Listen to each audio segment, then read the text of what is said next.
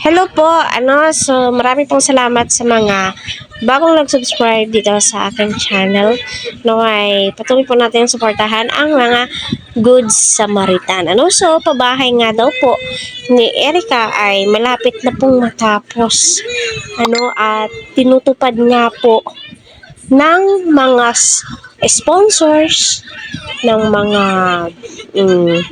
kagaya ng Erica lovers, Erica supporters.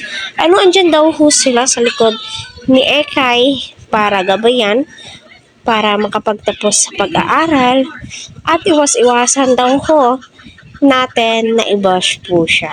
So, dito po ay wala naman pong pangbabash.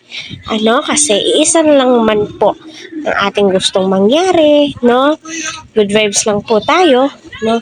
Iwasan po natin magsalita ng hindi ka nais-nais sa ating kapwa para hindi po babalik sa atin. So, kita naman po natin, sa update ni Kapidongski TV, no? Napakarami po niyang update patungkol nga po sa buhay ni Erica, mga pumupuntang mga supporters doon, nagkikipagpicturan, si Erica ay nagpupursige sa pag-aaral, at yung latest, na yung pabahay, skeleton na po siya, no?